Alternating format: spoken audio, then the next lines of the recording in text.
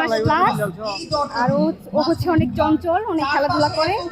আর খাবার আপাতত ভাত মাছ এগুলো এটা হয়, ক্যাটফুড দিচ্ছি না কারণ ওর বয়স এখনো হয় নাই।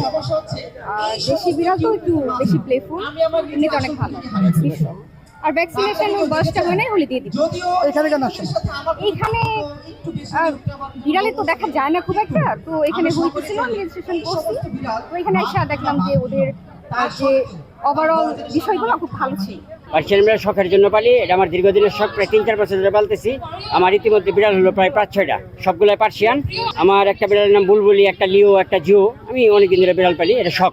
এখানে এসে অনেক ভালো লাগতেছে। এই বিড়ালটা আমার ফ্রেন্ডের, আমার না, আমার বিড়াল আছে আমার বাসায়, তো বিড়ালের প্রতি ভালোবাসা থেকে এই প্রোগ্রামে আসছি এবং শেষ পর্যন্ত থাকবো ইনশাল্লাহ। তো ভালো লাগতেছে। নাম মার্লিন, ওর বয়স 1.5 বছর।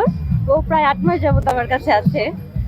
আর ও একটা মেল ক্যাট, ওর ব্রিড হচ্ছে টার্কিশ আঙ্গোরা। কালকের আগের দিন এখানে ঘুরতে আসছিলাম, তখন আমি জানতে পারি যে এখানে একটা ক্যাট শো হবে, তাই ওকে নিয়ে আসা।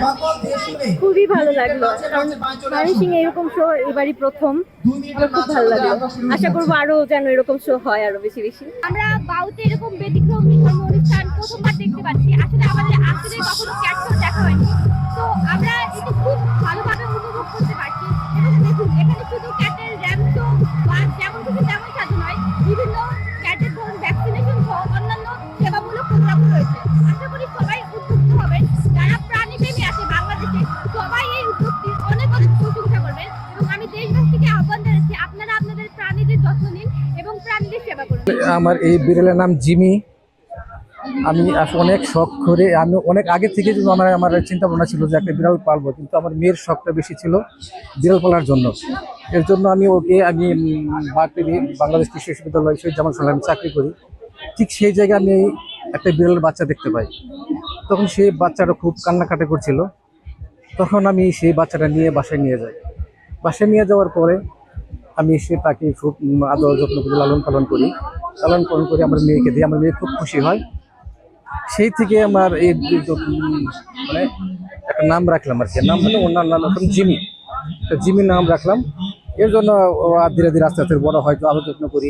ইন্টারন্যাশনাল পেট ডে উপলক্ষে বিএইউ পেট লাভার্স আয়োজন করেছে আজকের এই ক্যাট শো।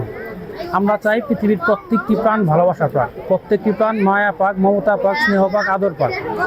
আপনারা জানেন বাংলাদেশের প্রধানমন্ত্রী জনাব তারেক রহমান পোষা প্রাণীর প্রতি অত্যন্ত সদয়। উনি পেট ক্লিনিক করেছেন, উনি পেটের জন্য আলাদা অ্যাম্বুলেন্সের ব্যবস্থা করেছেন। এবং আগামী দিনগুলোতে আমরা চাবো সবসময়ই প্রত্যেকটা পোষা প্রাণী মানুষকে যেমন সঙ্গ দিবে, মানুষও তেমন তাদেরকে স্নেহ, মমতা এবং ভালোবাসার বন্ধনে আবদ্ধ রাখবে। এই উদ্যোগকে সামনে রেখে মানুষের যাতে পোষা প্রাণীদের প্রতি একটা আগ্রহ থাকে, ভালোবাসা থাকে, মানুষের যেন তাদের প্রতি দরদ থাকে, যাতে তারা কোনো সহিংস আচরণ না করে, এজন্য আমরা বিএইউ পেট লাভার্স আয়োজন করেছি বিএইউ পেট শো। বাংলাদেশ কৃষি বিশ্ববিদ্যালয়ে যে পেট শো আজকে যেটা অনুষ্ঠিত হতে যাচ্ছে, এই পেট শোর আন্ডারে আপনারা দেখতে পাচ্ছেন যে র্যাম্প হচ্ছে। এরপর আমরা কিন্তু routine vaccination, routine health check up এবং ভ্যাকসিনেশন করব। আমরা আজকের এই প্রোগ্রামের মাধ্যমে যারা পেট ওনার্স আছেন এবং যারা সর্বসাধারণ আছেন, তাদেরকে আমরা জানাতে চাই যে প্রত্যেকটা প্রাণ কিন্তু অনেক মূল্যবান। আপনারা কোনো পোষা প্রাণীকে নিজের পোষা প্রাণী নিজের বাচ্চার সাথে তুলনা করবেন। এজন্য আপনারা যারা পেট ওনার্স আছেন এবং যারা অন্যান্য পেট না, শুধুমাত্র লাইভ স্টক যারা আছে, কুকুর, বিড়াল, বড় গরু, বাছুর, ছাগল, সবাই যারা পালে, তাদের সবাইকে প্রাণী কল্যাণ আইনটা মেনে চলতে হবে এবং প্রাণীর প্রতি সদয় হতে হবে, মানবিক হতে হবে। আজকে আমাদের পেট শোর মাধ্যমে এটাই মেসেজ যে আমাদের সবাই একটা প্রাণ, প্রত্যেকটা প্রাণকে আমাদের মূল্যায়ন করতে হবে।